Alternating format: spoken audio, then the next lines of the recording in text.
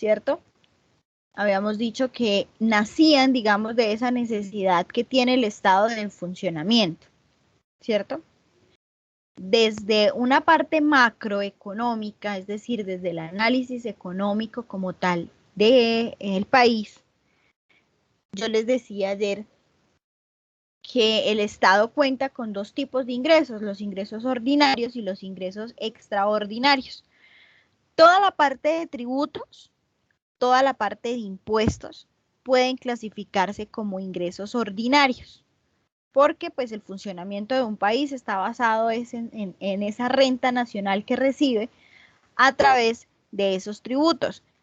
¿Qué pasa con esos ingresos ordinarios? Que son ingresos recurrentes, que son ingresos que se obtienen periódicamente, ¿cierto? Entonces, que si de pronto yo puse un impuesto, por ejemplo, el IVA, yo sé que como Estado voy a recaudarlo de manera bimestral o cuatrimestral, según corresponda, de acuerdo al contribuyente que me lo esté pagando, ¿cierto? Que lo esté recaudando. Pero sé que va a ser algo periódico, que si no lo recibo bimestralmente, pues lo voy a recibir cuatrimestralmente, ¿cierto? Lo mismo sucede con el impuesto de renta, que lo recibe cada año, ¿ya? Entonces, esos ingresos ordinarios son esos con los que cuenta el Estado para la recaudación que van a hacer y la destinación será entonces el gasto público. ¿Cómo funciona entonces eso? Se hace el recaudo como tal de los impuestos y se hace una destinación presupuestal para cada ente territorial, para cada empresa pública o del Estado. Entonces se le dan gastos, se les da un presupuesto que se supone que cada institución debe invertir en gastos de funcionamiento, ¿cierto? En gastos operativos, ¿sí? Por ejemplo, las empresas de servicios públicos van a necesitar dinero para el suministro de esos servicios públicos, pero también van a necesitar gastos de funcionamiento para pagar si el lugar donde están no es propio, tienen que pagar un arriendo, aunque sean de servicios públicos, tienen que pagar los demás servicios públicos que utilicen, ¿sí? Entonces, esos gastos de funcionamiento son financiados por el Estado. ¿Y quién financia el Estado? Nosotros como contribuyentes. ¿A través de qué? A través de los tributos. También alcanzamos a hablar que los tributos tienen una clasificación entre impuestos, contribuciones y tasas. ¿Quién me ayuda a recordar entonces qué eran esas contribuciones?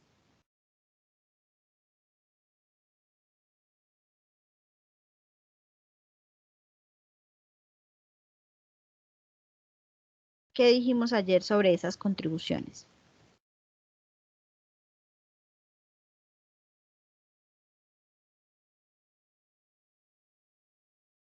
¿Quién lo recuerda? Es ¿O como qué, un aporte señora? o un dinero que reciben ciertas empresas por prestar el servicio, algo así le entendí, profe. Ok, bueno. Entonces, esas contribuciones, sí, son aportes que se deben realizar para ciertas entidades públicas, pero son, digamos, extraordinarias. Entonces, se fija, por ejemplo, una contribución. Por ejemplo, una empresa de energía eléctrica debe pagar una contribución a la Superintendencia de Servicios Públicos Domiciliarios y la contribución, por ejemplo, debe hacerla cada año, cada 3 meses, cada mes, ¿sí? Dependiendo de cómo se fijen esas contribuciones. ¿Para qué se hace esa contribución? Para que se financie o mejor no se financie, sino para que haya un, un ingreso para el gasto público y el gasto de funcionamiento de la superintendencia. ¿A cambio de qué son esas contribuciones?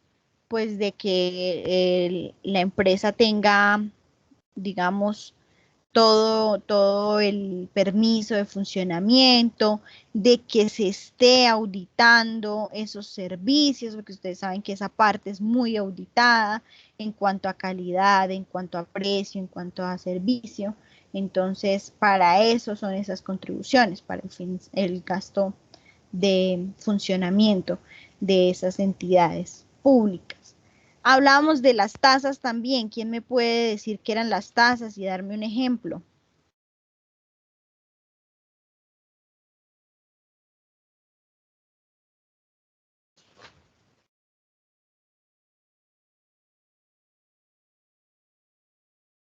¿Quién me cuenta qué son las tasas?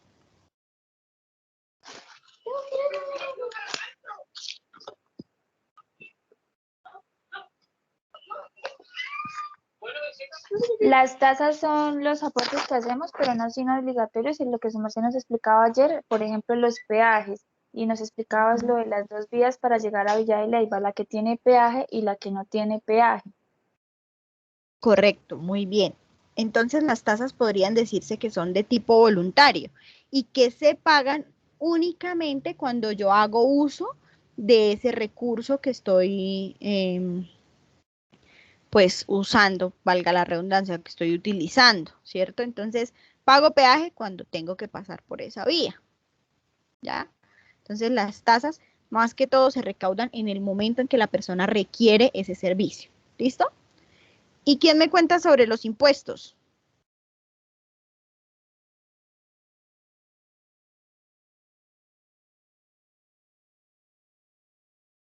Que ese es el más sencillo. Ya es que digamos, se debe pagar de forma como más obligatoria. Por ejemplo, el IVA. Ujú, muy bien. Entonces los impuestos, como dice la compañera, son de índole obligatorio. Yo no puedo decir que no voy a pagar ese impuesto. Porque ustedes saben, por ejemplo, que si no pago impuesto predial, entonces cada vez me van a hacer cobros, cobros, cobros, cobros, cobros, hasta que ya empiece un proceso más avanzado, pero yo debo responder por esos impuestos. Entonces, como dice la compañera, el IVA también.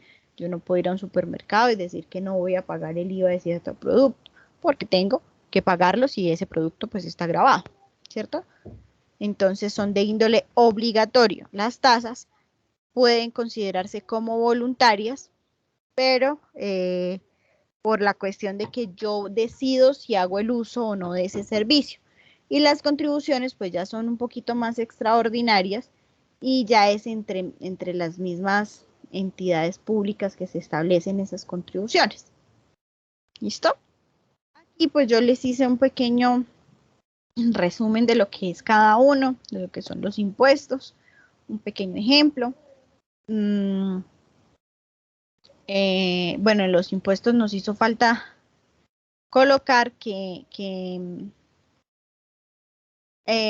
aclarar pues que no, cuando yo pago un impuesto no estoy esperando que me den una contraprestación directa, pero sí está contribuyendo en el mejoramiento, por ejemplo, de infraestructura eh, nacional, para creaciones de parques y todo eso, para la salud, para la educación. Entonces, no es una contraprestación que me den a mí, María Alejandra, sino una contraprestación que nos dan a la comunidad en general. Entonces está lo de los impuestos, está lo de la contribución y está lo de la tasa. Entonces vamos a ver un pequeño video que nos va a consolidar esa diferenciación entre esas tres, entre esas tres clasificaciones. Permítame un segundo, les vuelvo a compartir, pero ya con audio.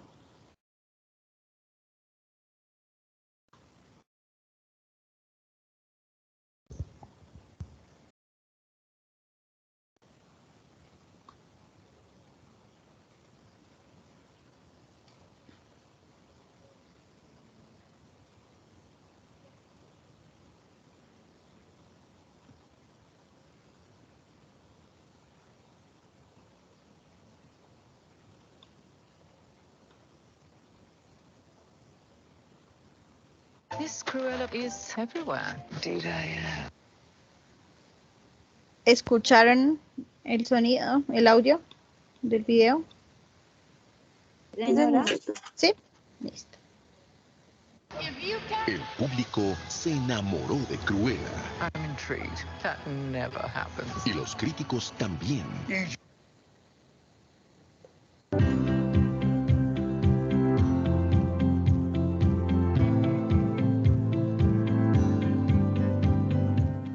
Desde el punto de vista tributario, ¿qué diferencias hay entre un impuesto, una tasa y una contribución? Pues miren, los impuestos son gravámenes que se establecen mediante una ley y el sujeto pasivo del impuesto tiene que pagar ese impuesto sin esperar recibir a cambio ningún tipo de retribución o servicio especial de parte del Estado. Entonces, por ejemplo, el impuesto de renta recae sobre los que tenemos ingresos o patrimonios, tenemos que cumplir con pagar ese impuesto y eso entra a la bolsa general de dinero del Estado y el Estado verá cómo lo va a usar para las necesidades del Estado, pero quien paga los impuestos no tiene que esperar recibir del Estado una retribución específica y particular en beneficio del que pagó el impuesto, ¿no? Entonces, esa es una particularidad de los impuestos. Se pagan a favor del Estado o los municipios, pero no se puede esperar a cambio un servicio especial del Estado para quien pagó ese impuesto. En cambio, las tasas son tributos que nos cobran cuando hacemos uso de algún servicio del Estado. Cuando hacemos uso de algún servicio del Estado, entonces nos van a, por ejemplo, cuando alguien está pasando por un peaje, lo que me han explicado, que si uno pasa por el peaje y le cobran un valor allí, eso es una tasa, entonces porque estás haciendo uso de un servicio, en ese caso de pasar por cierta carretera, pues entonces pagas la tasa, pero si usted nunca pasa por esa carretera, pues no tiene que pagar la tasa. Entonces las tasas son tributos que se cobran solo cuando se hace uso de ciertos servicios que son controlados por el Estado. Las contribuciones sí ya son partidas que le exigen solamente a ciertas personas naturales o jurídicas para ayudar a recuperar los gastos de funcionamiento de ciertas entidades, por ejemplo las supersociedades. Las supersociedades le dicen a las sociedades vigiladas o controladas que le tienen que pagar una contribución, y esa contribución es ¿para qué? Pues para ayudar a recuperar los gastos de funcionamiento de la superintendencia de sociedades. Entonces, esas son las diferencias entre los impuestos, las tasas o las contribuciones. Y recuerden lo que dice ahora el artículo 115 del Estatuto Tributario, que fue modificado con la Ley 1943 de diciembre del 2018, para que podamos leer un poquito del 115 que fue modificado. Y entonces, esta es la nueva versión del 115 y dice, es deducible por el 100% de los impuestos, es deducible el 100% de los impuestos, tasas y contribuciones, ¿verdad? Impuestos, tasas y contribuciones que efectivamente se hayan pagado durante el año o periodo gravable por parte del contribuyente, que tengan relación de causalidad con su actividad económica, con excepción del impuesto sobre renta y complementarios, con excepción del propio gasto del impuesto de renta y complementarios, no se va a aceptar como un gasto deducible. En el caso del gravamen de los movimientos financieros será deducible el 50%. Y más abajo hablan del impuesto de industria y comercio, que se puede tener la opción de restarlo como un gasto o restarle el 50% como un descuento tributario del impuesto de renta, algo que le va a servir es a los que se queden en el régimen ordinario, pero no le va a servir a los que se pasen al régimen simple. Entonces, ¿qué pasa? Los contribuyentes que se queden en el régimen ordinario, a partir del 2019 ya pueden restar todos los impuestos, tasas y contribuciones, excepto el impuesto de renta y también excepto el impuesto del patrimonio y el impuesto de normalización, porque las normas que regulan esos otros dos impuestos, el del patrimonio y el de la normalización, dice que ese gasto impuesto no es deducible. Pero entonces, a partir de 2019, otros impuestos que hasta el 2018 no eran deducibles, por ejemplo, un impuesto de registro, un impuesto de vehículos, ya empiezan a ser deducibles, porque es que hasta el 2018 lo que decía el artículo 115 del Estatuto Tributario era que solamente se podían deducir el impuesto de comercio, el predial y el 50% del GMF y ya.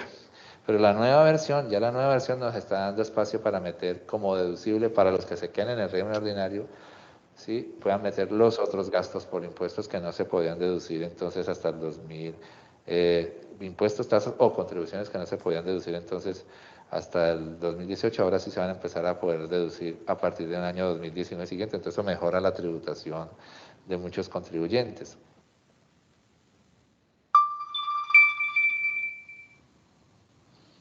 Listo, entonces ahí nos dan ya en contexto la diferencia para que no se nos olvide, siempre que nos hablen de una tasa, de un impuesto y de una contribución, nosotros tengamos la capacidad de indicar la diferencia entre ellos. ¿Listo? Ayer hablábamos que los impuestos podían clasificarse una de las compañeras hablaba ayer sobre territorios, y hay dos clasificaciones muy importantes, que es de acuerdo a lo que grava y de acuerdo a su territorialidad. Ahorita él explicaba sobre los impuestos directos y los impuestos indirectos, que es una clasificación como tal de esos impuestos.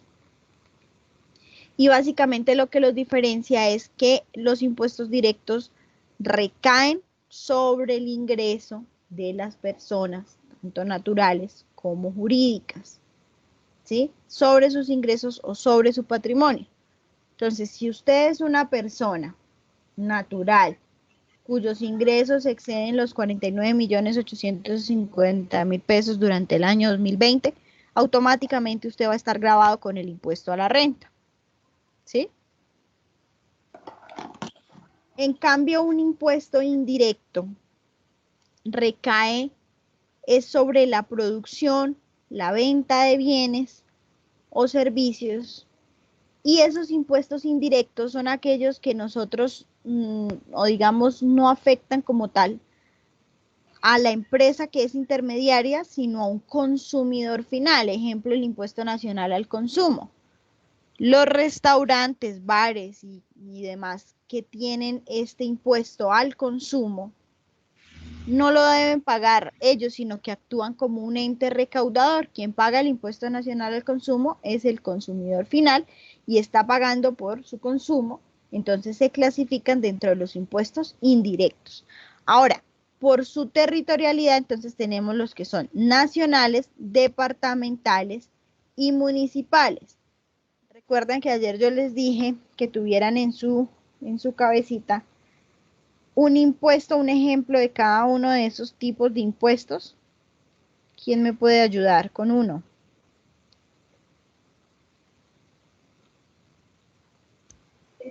Profe, si no estoy mal, el IVA es un impuesto nacional.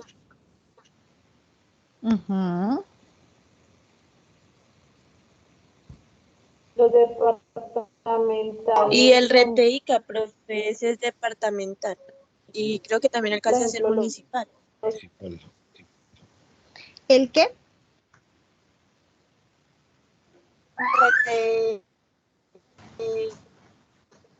Industria y comercio. RTICA, ojo porque son conceptos distintos. El RTICA es la retención del impuesto de industria y comercio, ¿cierto? Pero recordemos que la retención no es un impuesto. La retención es un mecanismo de recaudo anticipado del impuesto, pero es una retención, no un impuesto como tal. Entonces, en ese caso, el impuesto que es de índole municipal sería el impuesto de industria y comercio. ¿Listo? Listo. Y un ejemplo de departamental. Las estampillas, profe. El impuesto vehicular. Ajá, muy bien. Sobre gas a la gasolina. Profe, el impuesto A al los consumo, que es cerveza, licores, cigarrillos y tabaco. Sí, señora. También. Bueno, y entonces yo les pregunto a ustedes una cosa. ¿Quiénes actúan como, vamos a recordar primero rápidamente cuáles son los elementos de la obligación tributaria? ¿Quién me dice cuáles son? Para hacerles la pregunta que les iba a hacer. Yo les digo uno, el sujeto pasivo, que es quien tiene que pagar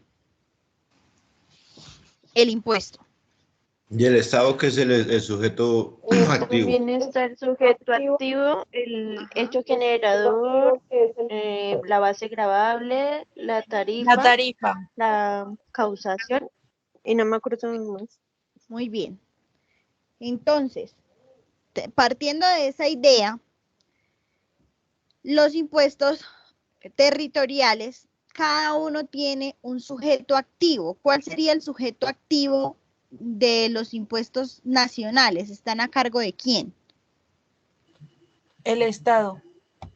El Estado. ¿Y a quién tiene el Estado designado para la recaudación de esos impuestos? La DIAN. Correcto, muy bien, a la DIAN. Y en la parte departamental, ¿quiénes recaudan Cámara de esos Comercio. impuestos? No. ¿En la alcaldía? ¿Las alcaldías? ¿Las alcaldías? Eso sería en la municipal. En la departamental. La gobernación. ¿Las gobernaciones? Pero tiene una dependencia en específico. ¿La asamblea departamental? No. Hacienda. Ajá. La Secretaría de Hacienda y Crédito Público. Muy bien, entonces. Hay Secretaría de Hacienda en los municipios y hay Secretaría de Hacienda en los departamentos. Hay impuestos que son nacionales, pero también departamentales. ¿Quién me puede dar un ejemplo de un impuesto de esos?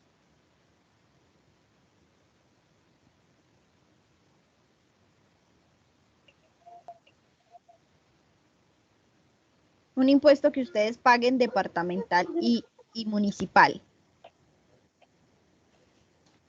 Señora. Profe, la sobretasa la... Vale, sí, Bueno, señora, gracias. ¿Alguien tiene el micrófono encendido pero no está participando? Por favor, revisemos. La sobretasa a la gasolina pues es un poquito más nacional. Lo que pasa es que grava todo el territorio, ¿no?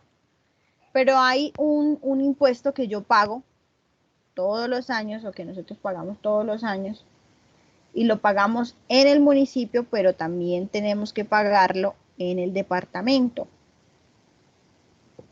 ¿El impuesto vehicular, profe? Ajá, muy bien. El impuesto vehicular. ¿Y el impuesto predial no?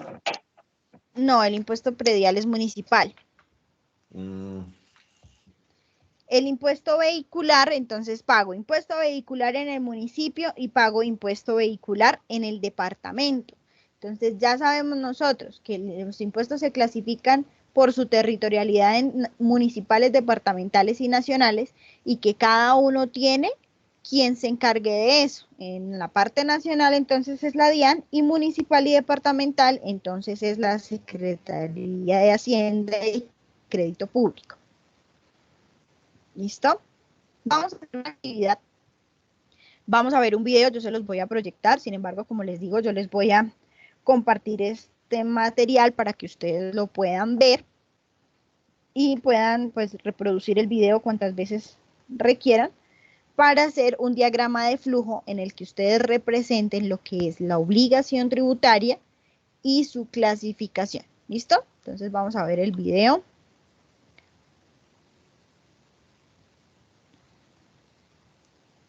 Ah, ya lo tenía aquí abierto. A mí no se me olvida el día que llegó la sanción de la UGPP a la empresa. Era una multa por 17.600.000 pesos, porque nos habíamos equivocado liquidando la nómina. ¿Audio lo escucharon bien? Sí, señora, profe.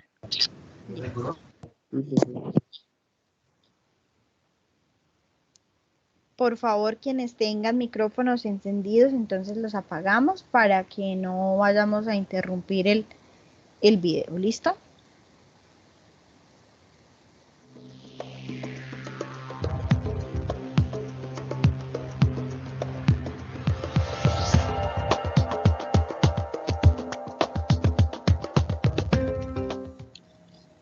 Hola, nuevamente en este video voy a explicar el tema relacionado con la obligación tributaria y su clasificación.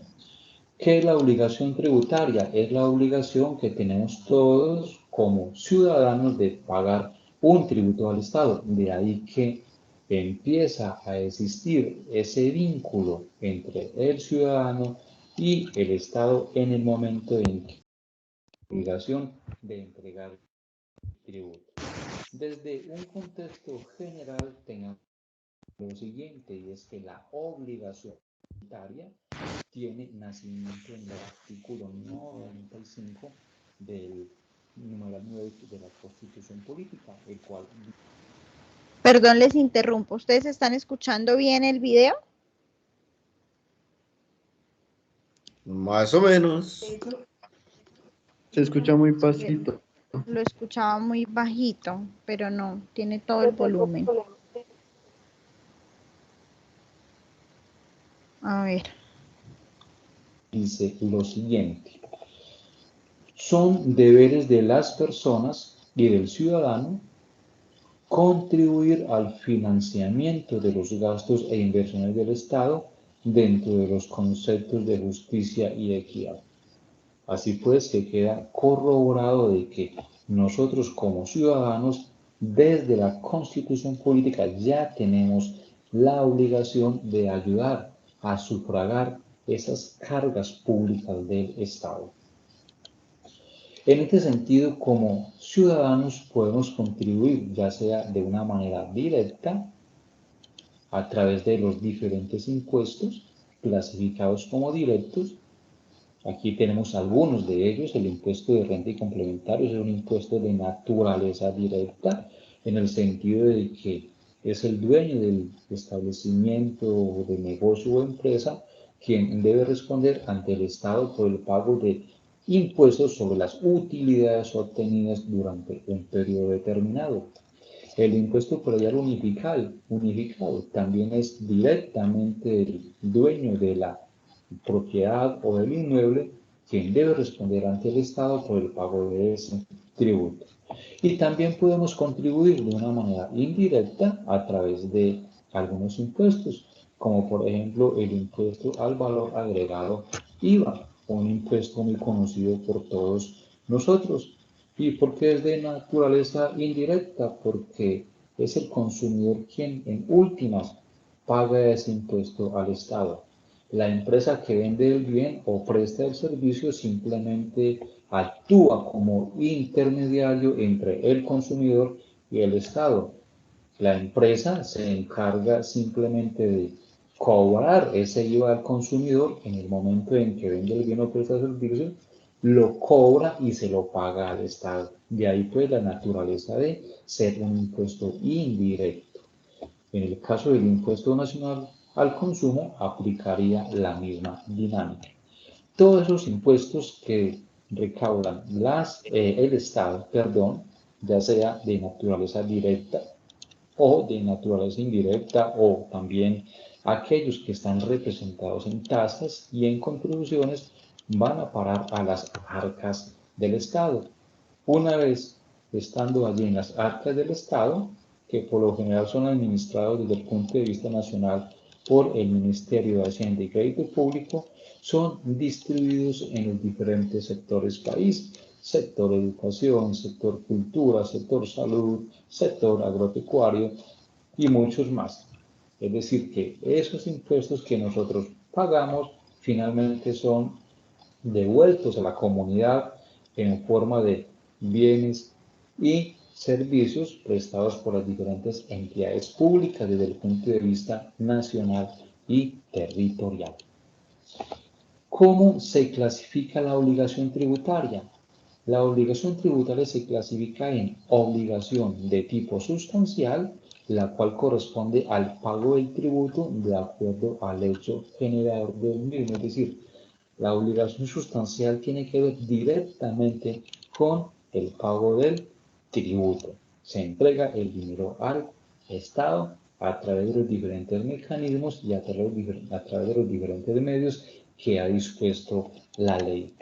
Y también tenemos la obligación formal, la cual tiene que ver con el cumplimiento de otra serie de obligaciones diferentes al pago del tributo, tales como llevar contabilidad, facturar, presentar las diferentes declaraciones a que haya lugar, informarse de actividades, presentar información, conservar información, entre muchas más.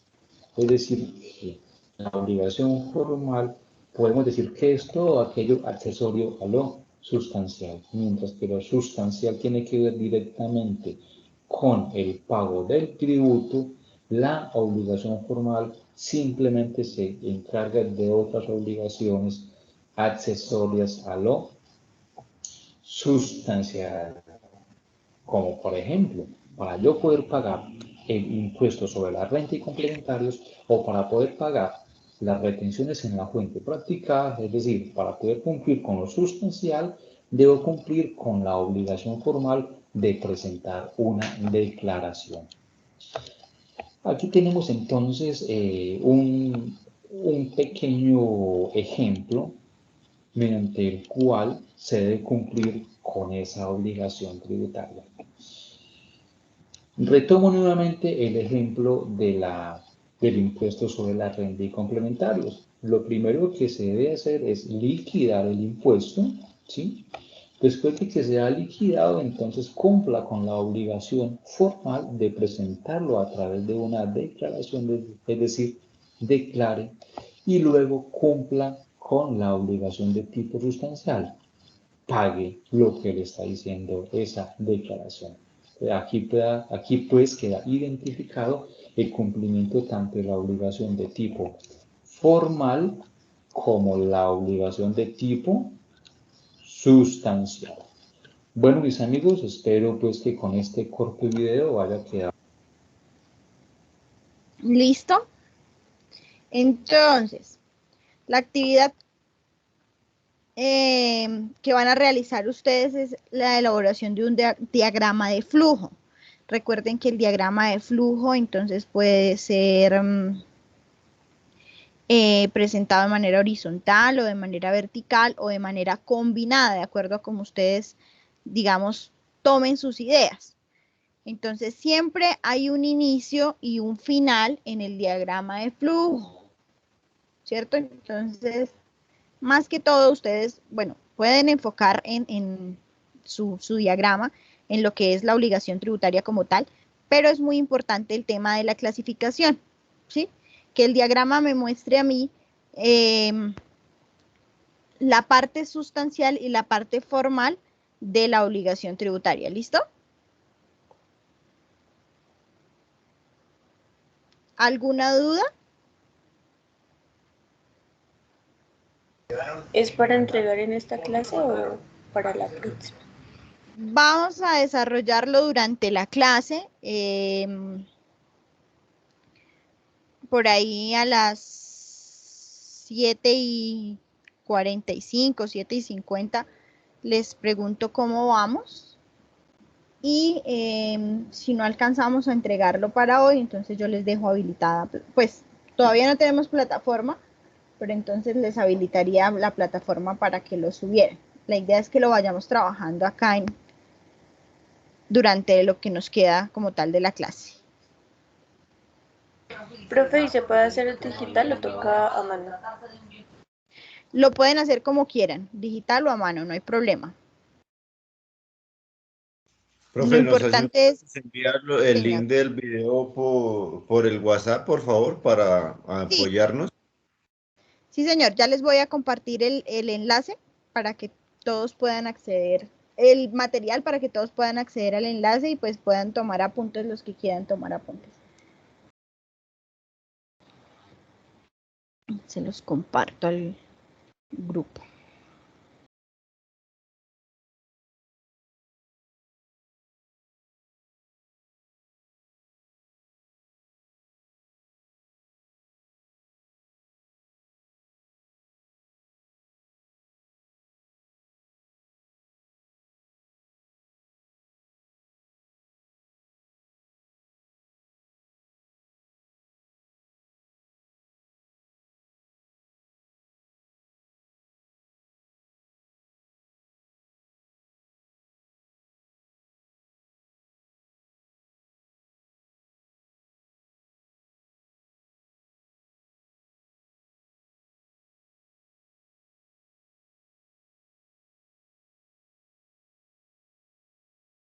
Listo, muchachos, ya les compartí ahí al grupo del WhatsApp.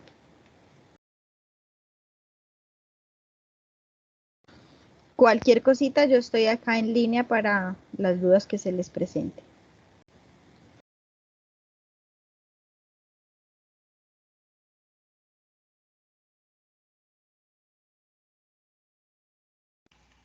Profe, una pregunta, ¿cómo fue que dijo que se llamaba lo que toca hacer?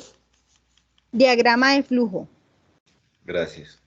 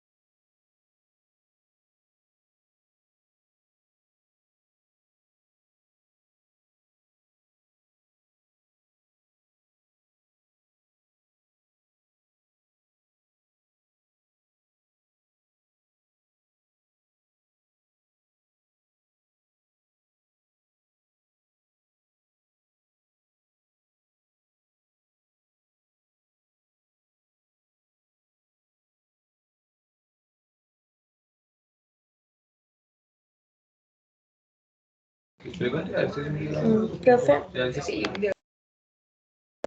Señora, dígame.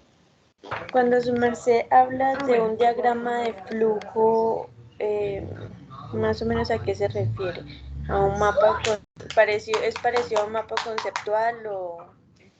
Sí se parece como tal al mapa conceptual, pero en el diagrama de flujo hay un orden para dar las ideas y hay figuras que indican, por ejemplo, el inicio, la toma de una decisión, el final. Entonces, por eso yo les decía que lo enfocaran hacia las clases, hacia la clasificación de la obligación tributaria, porque les va a dejar, digamos, ver como un camino, ¿sí? ¿Qué sucede cuando la obligación es sustancial y qué sucede cuando la obligación es formal? Pero entonces tiene mucha similitud con el mapa conceptual, solo que en el diagrama de flujo hay que seguir como un camino, un orden, ¿sí? Ah, sí, De lo profe, que sí, sucede. ya le entendí mejor. Entonces es mejor hacia la clasificación y no al concepto general de la obligación tributaria, porque ahí Sí era donde pueden dar estaba el confundido. concepto inicial para que les quede dentro de sus apuntes, pueden dar un concepto inicial y del concepto inicial entonces ya parten hacia lo que es la clasificación que les va a permitir abrir los dos caminos de los dos tipos de las clasificaciones. Bueno, profe, gracias. Vale, con gusto.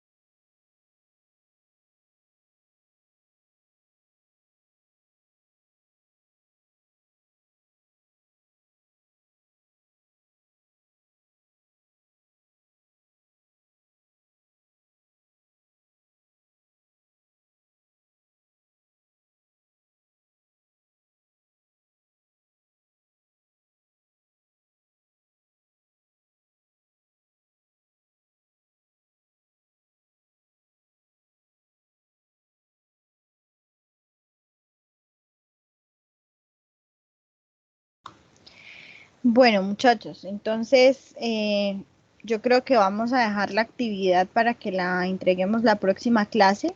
Yo espero que podamos, o pues que yo pueda tener ya las asignaturas en Atena. Si no, entonces esto les doy la indicación para que me lo envíen al correo institucional. Entonces el martes, bueno, si ya esta semana me habilitan, yo de una vez les creo la actividad en Atena y les informo que ya está creada para que la suban. ¿Listo?